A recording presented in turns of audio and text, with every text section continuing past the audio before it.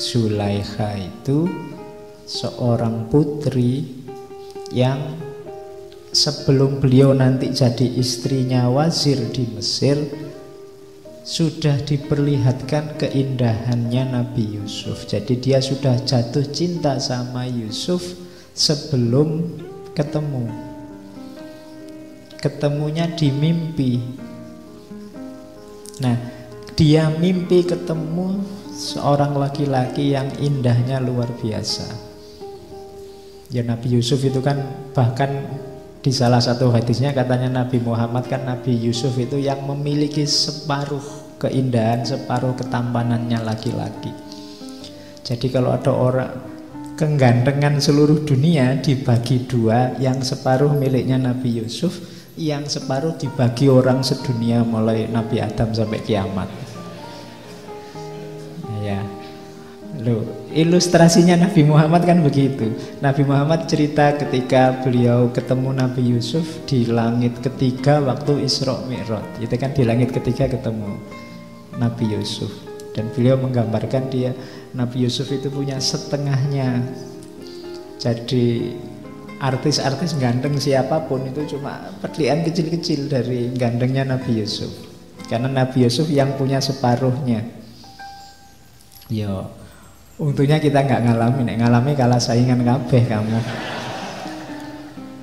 Oke ya, saya tidak membayangkan hari ini nanti dia tiap hari masuk TV diteriaki sama ABG itu mesti. Zaman dulu kan ceritanya waktu diperlihatkan pada perempuan-perempuan bangsawan Mesir saat itu kan semuanya melongo sampai ngiris tangannya sendiri, tidak terasa. Itu kan saking kagumnya, saking takjubnya dengan ketampanannya Nabi Yusuf. Nah itu Zulaikha ini sudah bermimpi ketemu Yusuf, sehingga dia jatuh cinta sebelum ketemu orangnya.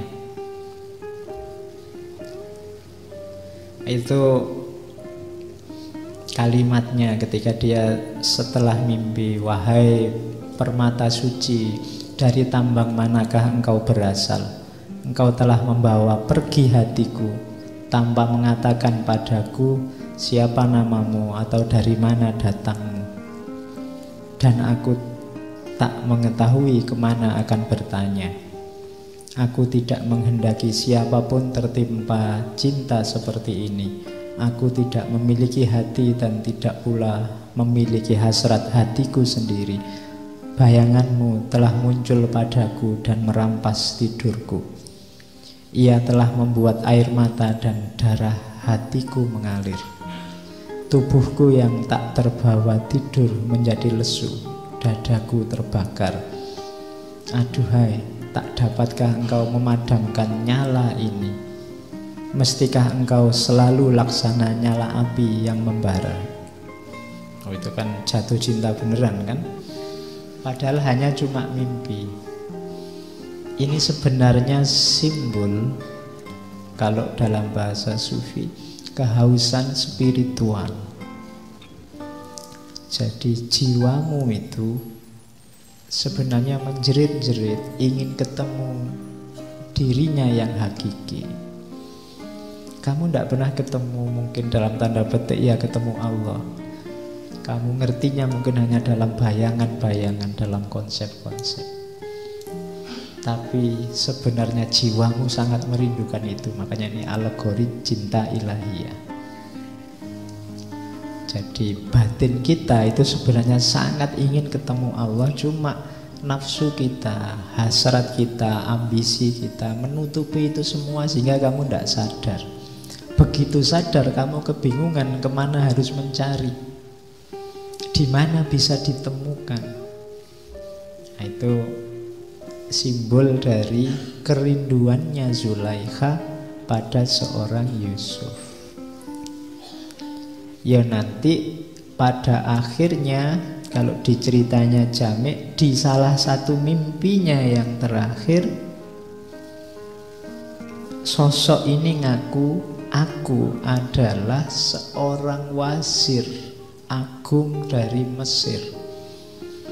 Dan ya nantinya Yusuf ini kan jadi wazirnya raja Mesir setelah dia dipenjara, setelah dia ngalami macam-macam nafsir mimpi segala, kan dia nanti jadi wazir. Jadi ngomongnya, aku ini wazir agung dari Mesir. Nah, Zulaikha ini akhirnya membuka diri melamar. Siapapun boleh melamar saya, ngomong ke ayahnya. Sehingga banyak raja-raja melawan. Pokoknya Zulaikha nunggu kalau ada wazir dari Mesir melamar, itu yang diterima. Akhirnya ada wazir dari Mesir yang melamar, cuma bukan Yusuf. Jadi itu nasibnya Zulaikha. Dia sudah terlanjur menerima lamaran, begitu ketemu, ternyata bukan yang di dalam mimpinya. Yo, nanti nangis-nangis lagi sampai dia dapat petunjuk lagi bahwa ya kamu nanti akan ketemu Yusuf. Cuma harus melalui ini dulu, melalui wazir ini dulu. Oke. Nah, dari situ nanti mengalirlah cerita Yusuf, Zulaikha yang tidak nyambung karena Nabi Yusuf memposisikan dirinya hanya sebagai budaknya. Bila sebuah, dan ini sudah dekat sama Yusuf pun masih meratap. Kenapa? Wong tidak ditanggapi sama Nabi Yusuf.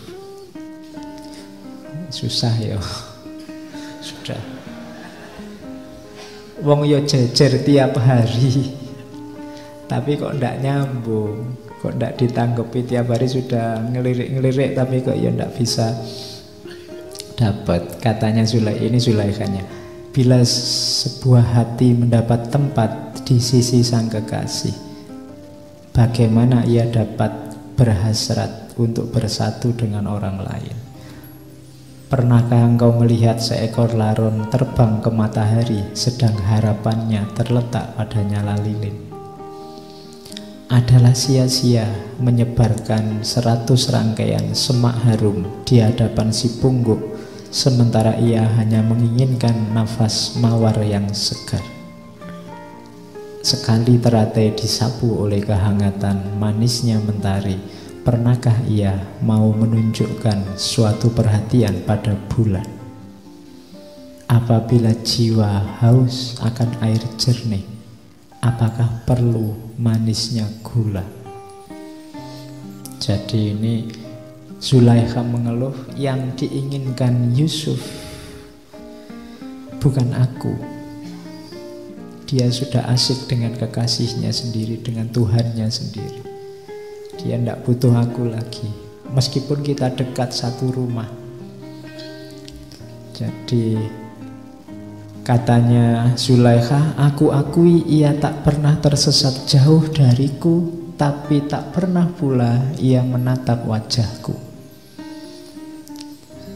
Tidakkah patut diratapi kita berdiri menahan haus di tepi sungai, sementara air itu tak pernah mampu memuaskan hausku?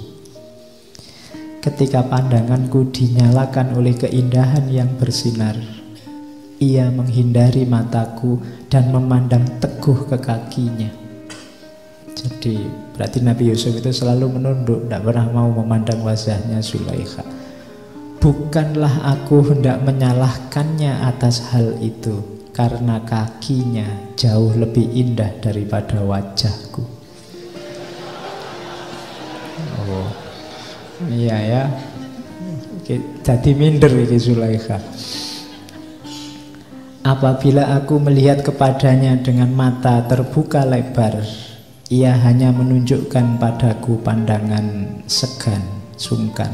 Aku tak dapat menyalahkan atas hal itu pula, karena aku tahu bahwa tak ada perbuatan salah yang ia lakukan.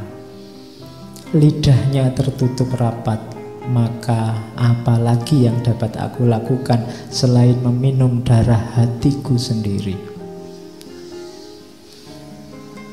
Iya, ngenes ya. Oke. Melihat bibirnya membuat mulutku bergetar dan mengalir air mataku. Aku cemburu bahkan kepada lengan bajunya yang dapat menyapu tangannya, serta pada ujung jubahnya yang menyapu debu di kakinya. Oke, kalimatnya puitis ya, udah cemburunya sama bajunya. Enaknya jadi jaketnya bisa memeluk dia, enaknya jadi itu kan. Oh, itu kalimatnya Zulaikha. Jadi dia dekat tapi tidak bisa